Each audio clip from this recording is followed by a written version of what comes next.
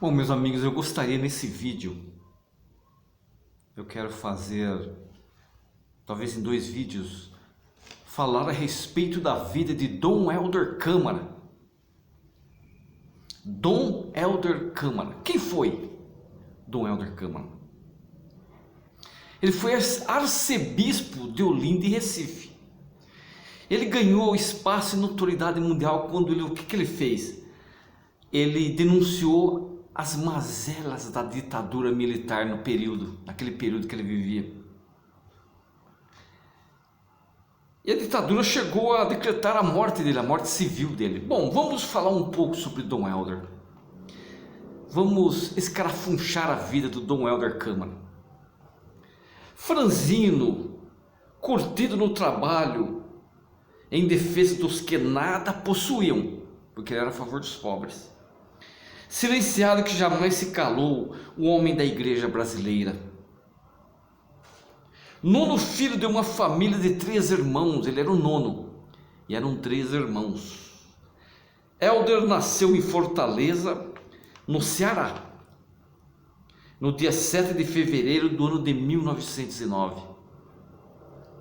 7 de fevereiro do ano de 1909, ele nasceu. Fruto do casamento de João Eduardo Torre Câmara, filho, com Adelaide Rodrigues Pessoa Câmara. Perto de sua casa ficava a Igreja da Sé, perto da casa de Dom Helder, onde fez a primeira comunhão. Ele fez a primeira comunhão na Igreja da Sé, ordenou-se e celebrou a primeira missa. Foi nessa igreja. Desde cedo, as cerimônias católicas o fascinavam.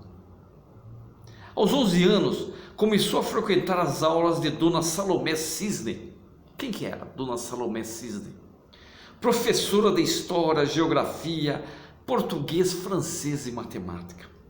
Seu desempenho escolar era superior ao do restante da turma, até porque sua formação intelectual não se limitava à estrita esfera escolar, não. Educado que foi em casa, porque em casa ele recebeu muito treinamento dos pais, muita educação.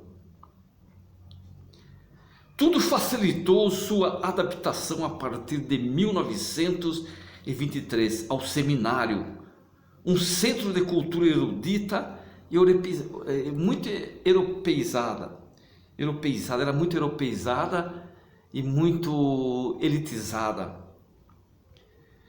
porque lá quem ensinava eram os padres lazaristas. Os padres lazaristas eram franceses e holandeses. Então você imagina o ambiente que era. Foi uma carreira precoce até a ordenação dele em 1931. Ele foi ordenado aos 22 anos de idade, 2 abaixo do mínimo exigido pelo direito canônico. 2 abaixo. Nos 5 primeiros anos de sua vida sacerdotal, dedicou-se à educação católica e aos círculos operários, com atuação junto aos jovens e às domésticas, sabiam? Participando ativamente da organização do movimento Juventude Operária Católica, que tinha a sigla JOC. Ainda em Fortaleza, assumiu as funções de assistente eclesiástico da Liga dos Professores Católicos e de professor de religião do Liceu do Ceará. O interesse pela política levou Dom Helder Câmara a ingressar na Ação Integralista Brasileira, AIB, de inspiração neofascista. Olha que interessante esse período da vida dele. Ele entrou na Ação Integralista Brasileira, que tinha quem? O Plínio Salgado. Ele ficou lá entre os partidários de Plínio Salgado de 1932 a 1936. E vocês sabem que a Ação Integralista Brasileira deu apoio ao golpe de Estado de Getúlio Vargas. Vocês lembram, né? E a instauração do Estado Novo está na história. O jovem padre sofreu forte influência do líder católico Alceu Amoroso Lima, para quem o autoritarismo e o conservadorismo eram formas de atuação da igreja capazes de defendê-la do comunismo ateu e apátrida. Anos mais tarde, como já arcebispo, porque ele foi arcebispo depois de padre, ele justificaria a opção pelos integralistas exatamente por esses motivos: frear o comunismo, frear a esquerda.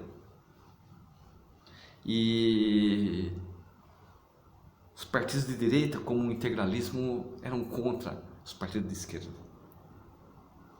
E também contra o golpe de Estado de Vargas e a dissolução do partido. Nesse momento, porém, ele já percebia que as concepções autoritárias e conservadoras do catolicismo, do seminário, estavam, entre aspas, fora de lugar. Ele percebeu isso.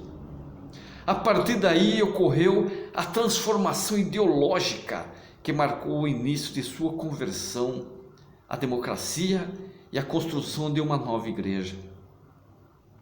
Essa nova igreja que ele almejava tinha que ser dedicada às questões sociais e aberta à participação dos leigos. No ano de 1936, Helder foi transferido de Fortaleza para a cidade do Rio de Janeiro. Houve uma transferência, onde chegou em 16 de janeiro. Lá no Rio de Janeiro, iniciou o trabalho de pregação para grupos de jovens reunidos em paróquias ou retiros espirituais organizados pela Ação Católica Brasileira, a ACB, Ação Católica Brasileira. Movimento controlado pela hierarquia e fundado pelo cardeal Dom Sebastião Leme da Silveira Sintra em 1935. A plateia militante no vigor da juventude encontrava no padre de retórica vibrante, porque ele era muito vibrante, tinha uma retórica vibrante, possibilidades de um diálogo envolvente entre questões complexas e polêmicas da igreja brasileira. Olha que interessante.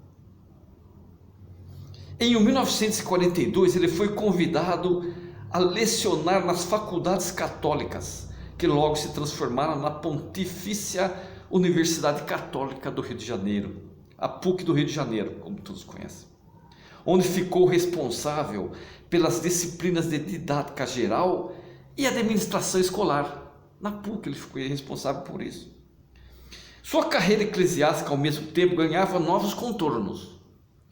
E no ano de 1946, tornou-se um importante auxiliar do recém-nomeado arcebispo do Rio de Janeiro, Dom Jaime de Barros Câmara.